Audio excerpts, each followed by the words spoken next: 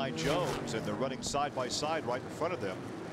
And Hayes in the red and white 11. Well, you can see all kinds of cars. That is Jimmy McCune in 19. So heavy traffic in front of the leader.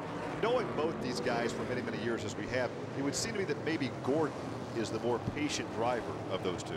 Well, Gordon certainly knows how to be patient here, but he's also very aggressive. He's still trying to get around that yellow car of Levi Jones, but I always say he's patiently aggressive, whatever that means. But what that means is that he is aggressive when he needs to be. Oh, we got to spin. And our fourth caution of the evening. Wow, that's Number Underwood, 41 of Underwood, who's like 3 laps off the pace. Wow. Aaron Pierce is also involved. Aaron Pierce involved. Aaron was second in this race just a year ago. And had a very good chance to win it. Almost did win it. He caught the leader right at the end and was much faster than Eric Gordon. Just couldn't quite get it done. And here's a young man who also has a lot of passion. Yeah, he's got the steering wheel off, so obviously he's got some damage. That's not good. Well, Troy stays on board. He must have some thoughts of getting restarted. Well, as we said, I know that Aaron's not happy. Yeah, as we said, Aaron Pierce, if that race had been 550 laps or probably 520 laps last year, he would have won the race because he was really very, very strong there at the end of the race. So the guy who finished second last year climbs out, looks in front of the race car. Yeah, he's obviously got some damage to the right front. My guess is look at the marbles the tires have picked up. Yeah, that's what happens. So much rubber gets run off the racetrack that once your tires get hot, you go up there and get those marbles, you can't hardly get them off your tires, and it makes the car drive like it's on ice. He says, I don't know what happened. Well, I'll tell you what, Aaron, let's take a look at the replay and we'll tell you what happened. Well, I can tell you. no place to go. Underwood just spun her out. That's what happened. And Aaron Pierce, he got on the brakes. You couldn't see it in that shot, but he got on the brakes up there to miss him, and right there you saw him hit the wall. Broke the right front suspension. Yep, broke the right front suspension off. There's a case of luck, being the wrong spot at the wrong time. That's what we're talking about. I mean, you know, that was not his fault. Nothing he could do. He did absolutely nothing wrong, but he was a victim of circumstances. The guy's sitting there, you hit the brakes, you get up in the marbles, you're in the fence, you're toast, you're done. That can happen to anybody at any time, and that's one of the things we talk about Eric Gordon. He's not had that happen to him, and that's, you know, it's Underwood in the pit area, you see one of the refueling rigs. Yeah, they're pretty sophisticated with their fueling and so forth now too. I mean, it's got. They used to use like the dump cans, like NASCAR, but now it's much more sophisticated than that. Yeah, they put the fuel in, and it's a much better system now, and they don't have to carry as much fuel. So it's been an eventful evening for Troy Underwood. He was some 3 laps off the pace when he spun and took out Aaron Pierce. We're back to racing on lap 133. At least these yellows leave an open track in front of these 2 leaders. Right, for a few laps, for I'd say 10 laps, they don't have anybody in front of them. But it doesn't take very long because, as we said, there's so many cars. You can still about 28, 29 cars on the racetrack. You get into that lap traffic very, very quickly because you're running so much faster than the guys in the back of the pack. Let's give a mention to Bob Fry, who won this race 4 times in a row, driving for Glenn Nibel. They had those pit stops down to a science when he won those races. Yes, they did. Glenn Nibel was one of the guys in the Hall of Fame who really knew how to do it. He and Jack French, the most prolific car owners to ever win here at the Little 500. Well, once again, Ron Kohler about to place a lap down in the 0. Yeah, he'll fit to the inside, maybe. Yeah, and Gordon squeezes by on the high side. And here comes Steele right behind. Yeah, and you can tell he's having some trouble handling with that car, and he just kind of stays the inside and out of the way. That's Jimmy McCune in the 19 car that they're coming up on and going around right now. So he too, one of the slower cars in the racetrack, just trying to soldier on and get a good finish. How dizzy did you get in this race? You don't get dizzy. You're so busy. You're so busy watching what's going on in front of you. You're concentrating so intently on the cars in front of you and how you're going to get around them, because when you come up on a car like this, you've got to know a whole straightaway or half a lap before you get to him where you want to go. So you're watching, even when you're on an open racetrack, you're watching those guys in front of you. You're watching where they're running and where you want to go to get around them. Well, there's Tim Barber. It's a battle for third. Brian Tyler and Fidoa. Fidoa, of course, started for the pole position. This is the battle for third. So Barber's in third. Tyler trying to get around him in that white car. Vito was falling back to 5th, but hanging right with these guys. Whatever the handling problem was that he had a little earlier seems to have gotten a lot better here in the last 20 or 30 laps. Of course, Tyler, a 2-time USAC Sprint Car champion who now lives in Mount Pleasant, North Carolina, about a 30-minute drive northeast of Charlotte, working on a stock car racing career. He's racing some ARCA stock car events this season. And his father-in-law, a multi-time ARCA champion, Dave Dayton, is up from Florida to watch his son-in-law race this weekend. Right, and you saw Vito right there go around, so he's moving back forward. Whatever his handling problem was, it seems to have gotten better. The stagger's gotten better. Well, whatever. it could have been he's burning off fuel. Well, it could be. The car now weighs less than at the start as of the the race. fuel goes out of the back end, it's obviously not pushing as badly, and he's running much faster right now. There's Adams in 17 and Jones in 5. A lot of smoke off of one of the cars up there in front. It's very unique qualifying for this race. It's not 1 or 2 laps. It's actually a 4-lap qualification run. Right. That's Venner that's smoking. Yeah, it's coming off. Looks like he's got something rubbing the right front. Doesn't appear to be coming out of the engine. Appears to be coming off the right front, like the brakes. But that is a little disconcerting when you come up behind a driver and thinking maybe he's laying some oil down the racetrack. Yeah, he might have something that either rubbing on the tire, or he might have a brake caliper that's actually stuck and just causing him all kinds of problems. Well, back up in front. Looks like like 150 laps. Without yellows, it doesn't take that long to run 500 laps on a quarter-mile racetrack. No, it certainly doesn't. Looks like Levi Jones in front of them again at 51 cars. Those guys once again have come up on some heavy lap traffic. And you can see right here, there's our stationary camera. There are race cars everywhere. There's the biggest gap on the racetrack, and that's only about a half a straightaway. You see some of the cars slide out as they come off the car, off the corner sideways. So well, the tires starting to go away, of course. And that's the biggest danger when you're lapping cars. If somebody comes off of that corner and does slide up, especially if you go to the outside. There, you see Eric Gordon. He tries to go to the outside, can't do that. Diamond's off, can't get under Levi Jones. Levi Jones running pretty fast. It's just that the guys up front are running so much faster right now. It will be interesting, Larry, to see what the pit strategy is. If we get a yellow and the leader ducks in, will second place go with him? Or will they have to make that first stop under green? They don't necessarily want to pit together like you see in a lot of series. Sometimes you just pit whenever you can. Brian Tyler, former USAC Sprint Car champion, slowing down, heading for the pit lane. You want to pit when there's a yellow if you can. That's the big thing.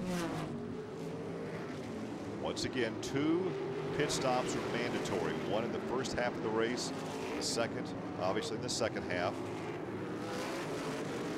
And that's purely for safety purposes, really. There's Brian Tyler apparently out of this one as he is unbuckling and climbing out. Tough break for Brian Tyler. I know he too would like to win this race. He's from Michigan, but his wife, her family lived right in this area. It would have been a big win for him to win this race.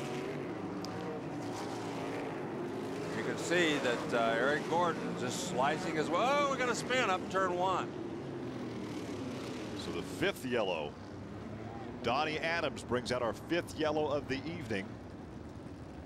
And he spun under braking. I'm not sure. I'd call it a harmless spin only because nobody else was involved. It looks like there's no damage. Exactly. I'm not sure what happened, but it looked like he started that spin way back up on the straightaway. I'm not sure whether he got tapped or whether the brakes locked up. Something happened because that thing spun way before he got to the corner. Well, so once again, we'll take a look at a replay of this spin with Donnie Adams, our 5th yellow of the evening. Let's take a look, see if we can see exactly what happened. Oh, yeah, it's real easy to see what happened. He got squeezed into the wall, up and over a tire. That's the reason he started that spin down the middle of the straightaway. Well, so much for the harmless spin that I mentioned. Exactly. He got squeezed into the fence. Tough break for him. So he has hopes of getting done. Let's go to Dave Argabright. An unfortunate early exit for Muncie's Aaron Pierce. Aaron, what happened? Just part of running up top here. It's just everything, when something happens, everything goes to the wall. And guys were just sitting there. I was running up top, passing guys, just kind of riding. And just one of those deals that happens when you're running out there. Obviously, you're okay, but how badly is the car hurt? Any chance of repair? No, the shock tower's broke on the right front and the right rear shock. It's tore up pretty bad, so we'll give him a shot next year. Well, there's a look at Tony Hunt changing the right rear. He finished third in this race last year out of California.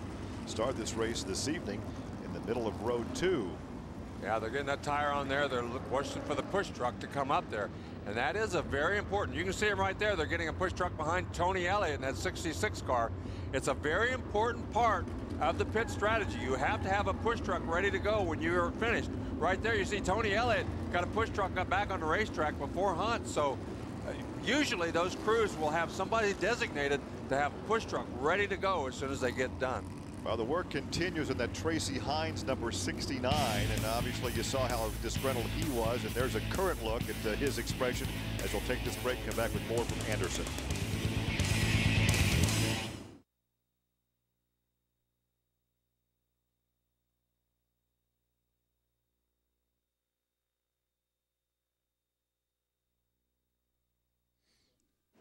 Welcome back to Anderson Speedway, the Little 500. And the guy that's been out in front for much of this thing, Eric Gordon, a 4 straight victor here, 4 straight years, and going for 5, an unthinkable 5 in a row if he can pull this thing off.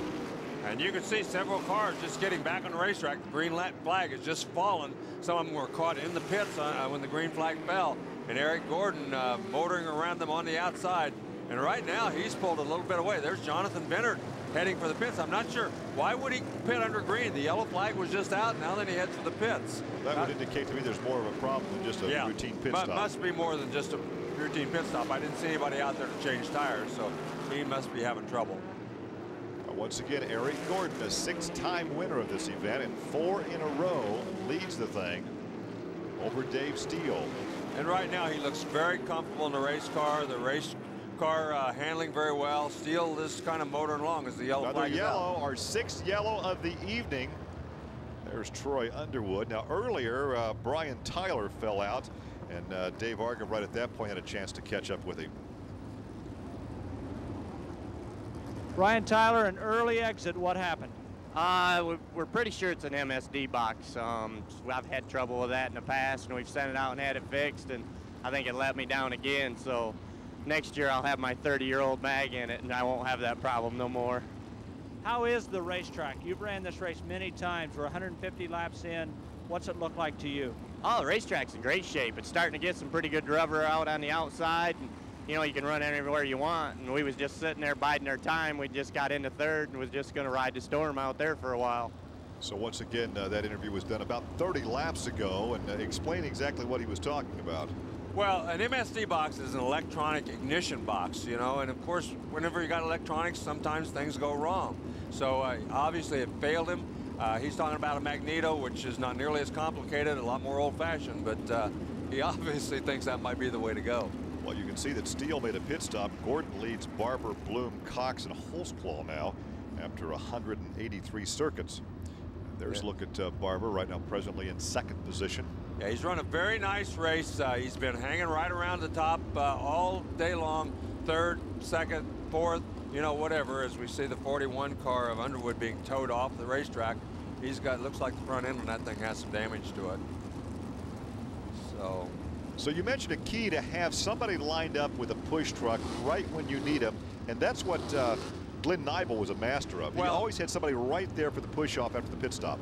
That's right. It's very easy to come in there and make the pit stop, and then if you haven't thought of getting somebody pushed off, because these cars do not have starters, they have to be pushed by a push vehicle to get going again. And if you don't have that push vehicle there ready to go, it's big trouble. And here comes Barber. He's going to make his pit stop under the yellow, which is a wise move.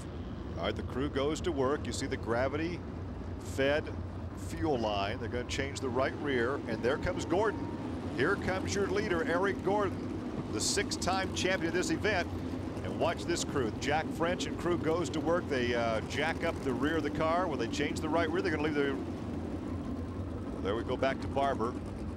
Yeah, they're you can see they don't have those NASCAR jacks. They have to pump those things about 5 or 6 times to get them up in the air. They're saying, well, give me a push truck, give me a push truck. Here comes the push truck as they're changing the right rear on Gordon's car. Yeah, they still haven't got all the nuts on there. They haven't got the nut on there tight because they're still doing that. Now that they've changed the right front and right rear on Barber's car, and he's being pushed off right now. So that was a pretty good pit stop for Barber. Gordon already back out. Gordon away. So that was the first of 2 mandatory. There's the sticker right rear. There's Mark Hall stopped on the racetrack. Well, we saw him. He was down on the inside just a minute ago. He got pushed off, but now he's stalled again. So he's had some problems here. So this will prolong this yellow light. Right. He so once he got going, then he didn't go very far until the thing stalled again. So tough break for him. But it's a good thing for the guys who are making pit stops because they have more time to get in and back out. It's not a good thing to be caught in the pits when the green flag comes back out. So Mark Hall getting pushed away. Well, this whole group now, after they're almost 190 laps, so they're, you know, most of the guys have taken their pit stops. They didn't want to take a chance on having these next 50 laps run with no cautions. So just about everybody else has made a pit stop. And look at this. First time ever in the history of this event, a lady is leading. Shauna Hogue out of California has the lead. She has yet to make her pit stop. And she will set the pace on this restart. There's Ron Kohler right in front of her. Sandy Ede, the other young lady in the yellow 15. Sandy went to Morehead State on a basketball scholarship, a second-generation driver, the daughter of Ron Eden, longtime USAC midget campaigner. You take a look at the top 5 after 191 laps. Look at that. Tony Elliott has made it up to second. He had a terrific pit stop. He got in and out very quickly, so he's up to second place. Jeff Bloom also had up in third or fourth spot, so he did a nice job. And Hunt, he's in fifth, and he's already made his pit stop. Jeff Bloom, a multi-time winner of this event, the guy that always starts up near the front of the pack. But the young lady from California is out in front. And the big loser during that whole thing was Dave Steele. He fell way back as his pit stop was not nearly as quick as everybody else. He had some problems in there. And you can see right now Tony Elliott pressuring Shauna Hogue on the outside. Now he moves to the inside. She went to the outside. Looks like she's going to hang on, though. Elliott can't get around the lap car down below him. Heavy traffic for your leaders. And we have yet to complete half this race. Well, Elliott right now looking pretty good. He's right behind Shauna Hogue, trying to get down underneath her. He hasn't gone to the outside yet, but there he kind of diamonds off. Couldn't make it work, though, then the back straightaway. With traffic out in front of the top 3. Steele right behind them, and he's really quick on the racetrack right now. Steele looking for a way around the 66 car of Elliott as they put a lap on Sandy Eden. She stays low, and she's falling off the pace. Well, look at Steele. He really likes right there, though. That could have been a disaster. Elliott went up the racetrack. Steele was already there. Yeah, he was there, but he saw it in time, got off the throttle, and let Elliott go ahead and drift up there. Right now, then Elliott's he didn't give him room. Same thing. He didn't give him room. That's a case where Dave Steele is really on the ball. Looks like Sandy Eden stopped down there near the inside of turn 4. Well, 2 laps back to back. Steele stuck his nose in high coming off the corner and almost got it chopped off. Yeah, you can see that. There is the yellow. And 7th yellow of the evening. It is for Sandy Eden, as you said, because she was stopped in a dangerous place. She was off of the racetrack, but she was on the entrance to pit road and was not far enough off the racetrack for anybody to go out and get her out of the way. She acquired the nickname of Echo, and I asked her one time, what the heck does that mean? She said, well, because I'm driving race cars like my dad, they just called me Echo. Say a basketball player on a basketball scholarship from Morehead State University. She lives out in the Crawfordsville area, west central Indiana. There is the young lady from Citrus Heights, California, out in front. First time ever to have a lady lead the little 500. Yeah, it certainly is. And we might point out that Dave Steele is a lap down. He's trying to get back on the lead lap. He's not running in 3rd position there. So even though he's trying to get around our 2 leaders, he is a lap down trying to get back on the lead lap. So 3rd place belongs to Eric Gordon. 4th is Jeff Bloom, and Tony Hunt rounds out the top 5 after 200 laps, still 300 laps to go. And there are some guys in the grandstand that have never missed a little 500 in probably 20 or 30 years who never thought they'd see a lady up in front. Well, she's done a nice job. Of course, she hasn't made her pit stop yet, but but still, to be running fast enough to be on the lead lap. Remember those guys, when they go in the pits, they're only losing 1 lap, maybe 2, under a yellow flag. Well, she's got a guy that's no slouch right behind her. That's He hasn't right. gotten around her yet. That's right. Tony Elliott tried inside, he tried outside, and hasn't been able to get around her. Looks like she might be heading for the pits now. Keep in mind, though, that she has a lighter race car than Tony does because he's made his pit stop. Yeah, now she's headed for the pit lane. She's got to make her pit stop. This is probably going to be the last yellow, or could be the last yellow before the halfway mark. Well, we've had 7 yellows so far this evening, 2 mandatory pit stops in a race that has 9 rookies in the field and 3 past winners. Of course, Dave Steele has won this, Eric Gordon has won it, and Jeff Bloom. And there is Sean Hogue in the pits. They're using the cans. They're just using the jerry cans to put fuel in that system. They don't have the refueling rig like a lot of the guys who have been here a long, long time. What was it like to be in the cockpit? I think that would be a grave concern of mine, to be in the cockpit with this fuel running down right within inches of my back, and a hot exhaust. It's not the best situation in the world, quite honestly, but I guess it's something you just do. Green flag flies once again. And there goes Dave Steele again to the outside, trying to get that lap back. Trying to get that lap back, and he is definitely quicker than Tony Elliott. Now that Elliott, no. Elliott again forces him to the wall. Now, was he alongside far enough that Elliott could see him? Well, yeah, he was that time. I think Dave Steele's probably not very happy with Tony Elliott right now, because Elliott absolutely gave him no room on the outside. Well, he took him that side on the inside, but wow. Now then, there might be some conversation between those two when this race is over. Yeah, well, Elliott, you know, he's been around a long time. I'm sure he's had the same thing done to him. But right now, Tony Elliott, because of an extremely good pit stop, is in great shape on the racetrack. Well, he leads that thing, but let's see how long it takes for Dave Steele to go all the way around and put himself back in a position to challenge for a top spot in the running order. Well, Eric Gordon is in second place, and he's not even, you can't even see him back there. There he is right there. He's back to the 5th or 6th car back. There's about, what, 4 cars, 5 cars now between first and second, and that's not uncommon on this racetrack. No, it's not. It's very common. Oh, you can see Eric Gordon right there. He got squeezed way up high. And the slower cars also going around Ron Kohler, putting him another lap down. So there is your leader, Tony Elliott. And he's actually trying to hold off some cars that are lap cars that are actually looking quicker than he is. And he's going to get past right here. There goes Venard. He picks up a lap.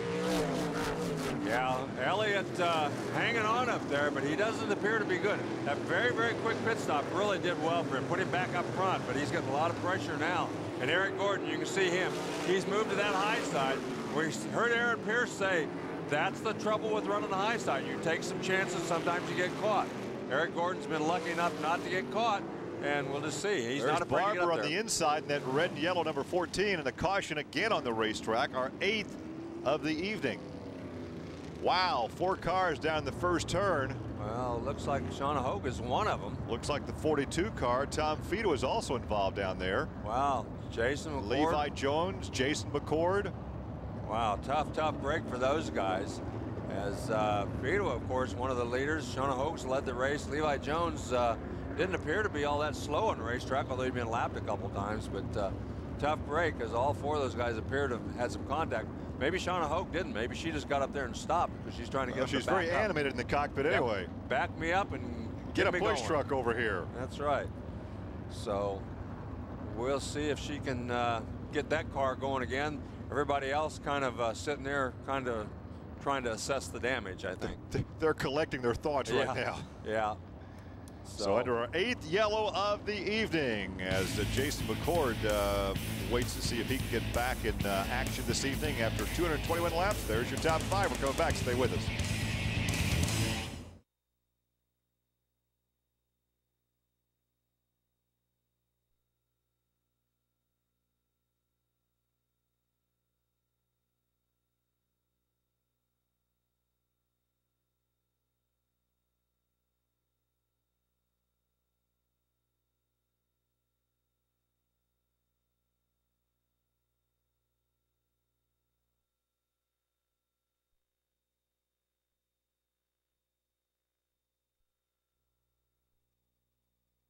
Back at the Anderson Speedway, the 57th Little 500 under the 8th yellow of the evening. After 225 of 500 laps, Elliott continues to lead, but Gordon is back to second. Bloom is third. Then Tony Hunt, and Dave Steele has come all the way back around to be in 5th position.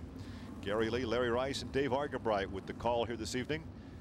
Yep. You like to be in the cockpit better or behind the mic at this race? Well, you know, I only ran this race one time, but it was a lot of fun. I have to admit, I thought it was a lot of fun, and I would have liked to have done it more. I did it very late in my career. But at our age right now, you'd rather be behind the microphone. That's right. At my age, I don't want to do this. I couldn't last 500 laps. But there's Eric Gordon, who's run an excellent race. The usual suspects are up front, let's face it. Gordon and Hunt and Elliott, Dave Steele, all in the top 5. Those guys, along with Jeff Bloom. So guys that you would expect. There's Jeff Bloom in the red number 26 car. What's he doing to us? He always drives a yellow car. Well, I don't know, but he's got a paint that looks very nice. He's crossing us up this evening. There you go, and he's running a nice race, as he usually does. He kind of sits back. He doesn't really challenge for the lead a lot, but halfway through the race, he shows up in the top 5. You talk about age now. Jeff Bloom is not that much younger than you are. No, he's not. He's been around this race a long time, and we've seen a lot of older drivers run this race and be very competitive in it, quite honestly. Green flag, restart. There is Tony Elliott. You can see, looked like Levi Jones was just coming out of the pits. They went back on there. And that is Snyder, the 99 car, right behind him. Yeah, and that's Barber right behind him. Both those guys lost a lap during the pit stop, so they're trying to get their lap back. And while they're trying to they're not going to give up to Eric Gordon. Eric Gordon's the 4th car, but these guys are not going to let him around because they're trying to get back on the lead lap. They're racing just as hard as Eric Gordon is. Eric Gordon looks to the high side of Barber. Now tucks in behind him. You can see the push truck still on the racetrack as these guys are running around. Ooh, Elliott got very loose right there going through the corner. And Snyder goes to the outside of him trying to get back his lap. Can't do it. Eric goes to the outside of Barber, but can't get around him. Yeah, Barber snuck